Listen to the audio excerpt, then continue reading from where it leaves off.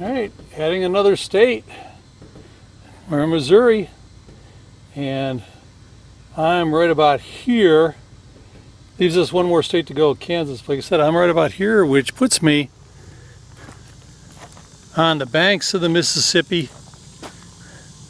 I get to watch the barge traffic go by.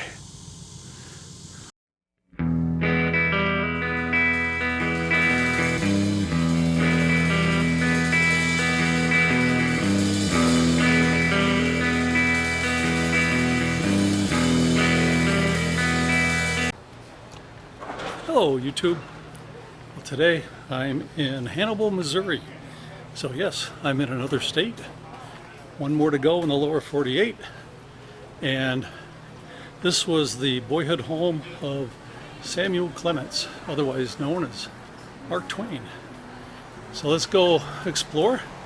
There's a museum. It's got his boyhood home and a few other things of interest. So let's check it out. Well, Samuel Clemens was born in Florida, Missouri, and he was born November 30th, 1835. And I love this picture where he said, recently someone in Missouri has sent me a picture of the house I was born in. Heretofore I've always stated that it was a palace, but I shall be more guarded now. A lot of the characters and adventures were based on Samuel Clemens' actual childhood, and so a lot of what Tom Sawyer did are based on things that Sam did as a child. We sort of all knew that. He just didn't let the facts get in the way of a good story. So this is Huck Finn's home, and this has been identified as Huck Finn's home since 1885. And in the other room, there's another fireplace. Where obviously, this would have been the kitchen. But who was Huck Finn? I mean, if Samuel Clemens, Mark Twain, was Tom Sawyer, who was Huck Finn? And he identified Huck Finn as being a boy he knew named Tom Blankenship. And let's see, in Mark Twain's words from his autobiography, in Huck Finn I have drawn Tom Blankenship exactly as he was. He was ignorant, unwashed, insufficiently fed, but he had a good heart as ever any boy had. His liberties were totally unrestricted. He was the only real independent person, boy or man, in the community, and by consequence, he was tranquility and continuously happy, and was envied by all the rest of us. We liked him. We enjoyed his society, and as his society was forbidden by our parents, the prohibition trebled and quadrupled its value. Therefore, we sought and got more of his society than any other boys. I heard 4 years ago that he was justice of the peace in a remote village in Montana and was a good citizen and greatly respected. And that was from 1906.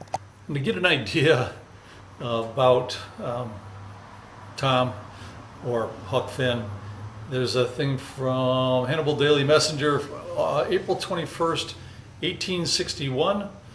Marin County Circuit Court, special term of the Circuit Court of this county is in session in Palmyra.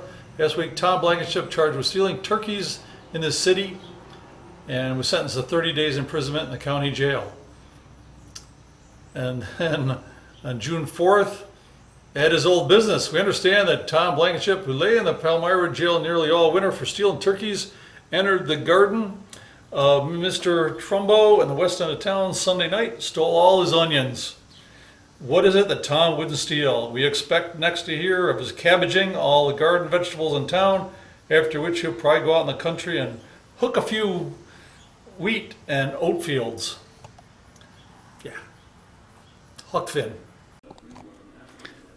If you remember in the Adventures of Tom Sawyer, Injun Joe.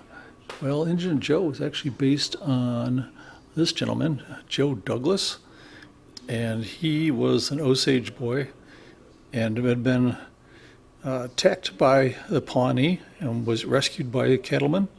And he was brought to town as a young boy, but most of the time he was homeless and drunk.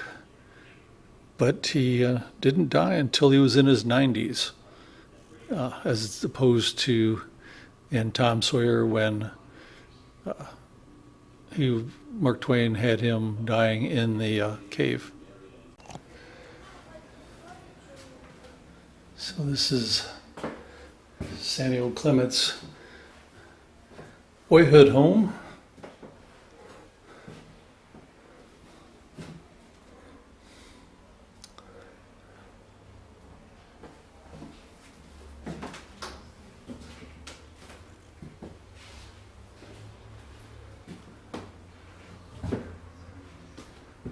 Pretty nice place.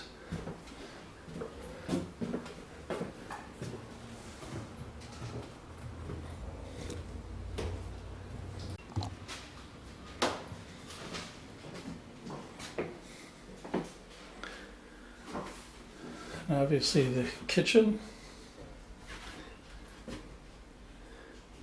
and I like that quote, "A man's experiences of life are a book. There's never yet an uninteresting life. Such a thing is an impossibility, and inside the dullest exterior there is a drama, a comedy, and a tragedy." It's from his notebook on the Refuge of the Derelicts. Now, Samuel Clemens was born in a time of slavery, and in fact his family either owned or rented slaves when they could afford it. I believe when they moved here from Virginia, they brought 6 slaves with them, but they did eventually sell them off. He talks about 2 slaves that actually were in this house, and let's see, one was Lewis and Sandy, Sandy became the model for Jim, the young slave boy in Tom Sawyer, and from the house in Florida, Missouri, there was an older slave named Uncle Daniel, and he became the model for the older Jim from The Adventures of Huckleberry Finn. And he talks about the fact that his mother she'd never heard slavery condemned from a pulpit, but she'd heard it praised thousands, and so it just never occurred to them that it was a bad thing. Obviously, his view on it all changed, and especially as he became a writer, he would be more sympathetic. Although, using the vernacular of the time, some people still get upset about some of the things he wrote. But so it definitely was a part of his life in this house. And we get to see the upstairs, but rather than troop up and down the interior stairs, they actually have stairs outside. And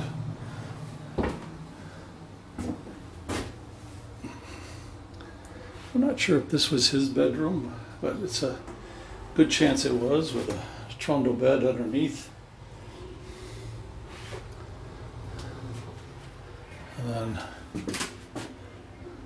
then this is Pamela's bedroom, who was Sam's older sister. There, 7 children were born, but only 4 survived past childhood.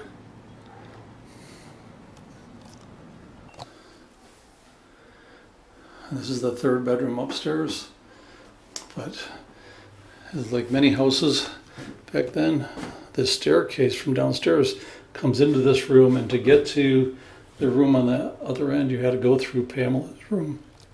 I find it interesting is how they tied the chimneys together from the first floor on up.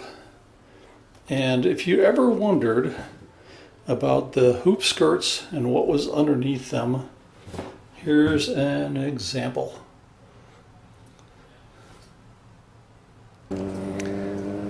And right across from his house was Becky Thatcher's house,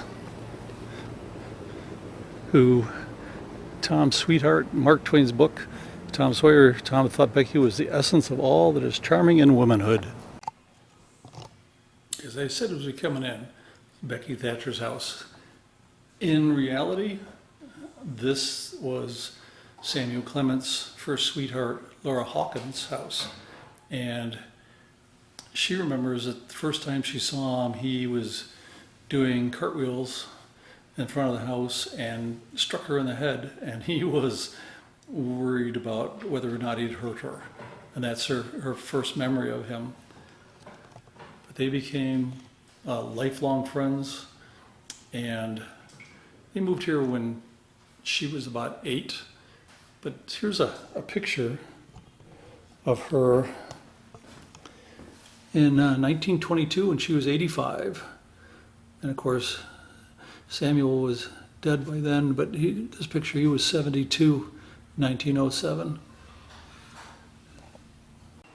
I love this picture. Laura Hawkins, my first sweetheart, I was 7, she was 5. And they've got a nice little display here of pictures. She's a beautiful woman back then. So if you were a child back in the 1850s, a lot of your life experience was wrapped up in how prosperous your family was. So children from a prosperous family might have some books, combs and mirrors and ceramic dolls. Kids that are middle class might have actual glass marbles and treasures from other sources. But if you were a poor child, you were in survival mode. You were trying to get things that would help you live.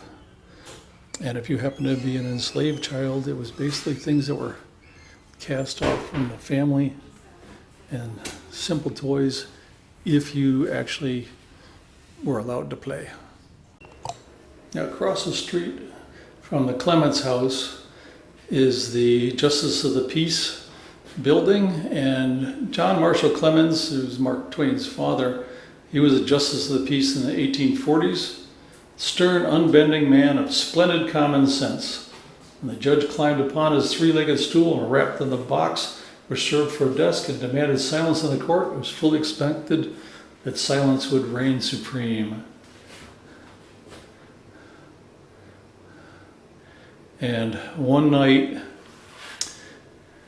in 1843, Samuel Clemens played hooky from school. He was afraid to come home. So he crept into this building to sleep. As he lay there, and the moonbeams through the window revealed there was a corpse on the floor. It was a man who had been stabbed in the breast. Sam later said, "I went out at the window and I carried the sash along with me. I did not need the sash, but it was handier to take it than to leave it, so I took it."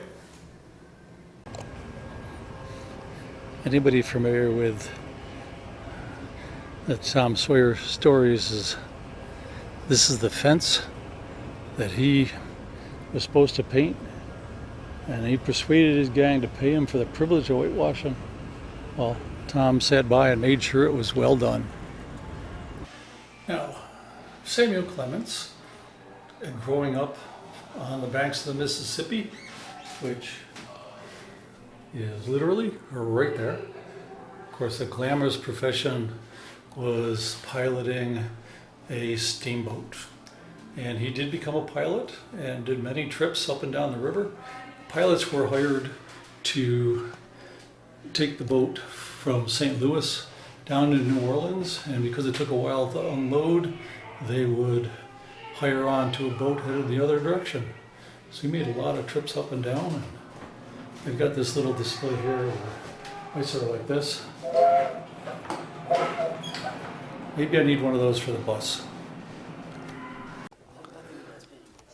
In 1935, Norman Rockwell, who was already famous for his Saturday Evening Post covers, was chosen to illustrate Tom Sawyer and the Adventures of Huck Finn.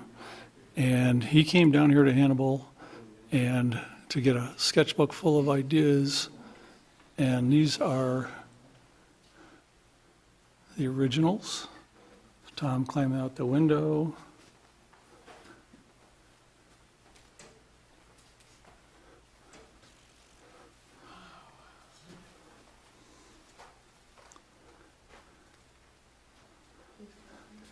And he loaned them to the museum, and upon his death, he gave them to it. So these are beautiful originals. And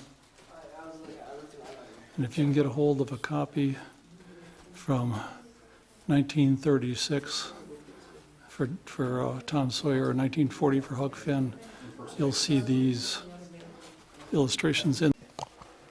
So I love this original sketch and the painting.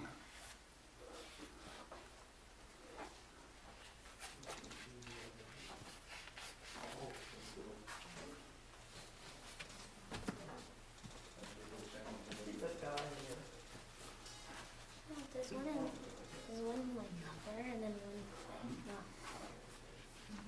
not. Now, Rockwell was famous for using people from around his town as the models and trying to find the right clothes for his eastern town people to be wearing. When he was down here, he saw a farmer wearing some old work clothes, and he offered to buy him a new set of clothes if he would give him his old set. Farmer thought that was a great idea, and he continued to do that until he got his all the ones he needed. And this with Tom and Becky lost in a cave. In this cave, he said the previous artist drew it with all kinds of stalactites and stuff, but the cave around here is not like that. The rock formations are layered, and so he was actually left alone down in the cave by the guides long enough to sketch up more than what he needed to make this painting. Well, I hope you enjoyed the visit here to Mark Twain's boyhood home, and I'm going to get on the road and see what other cool things I can find. See you later, YouTube.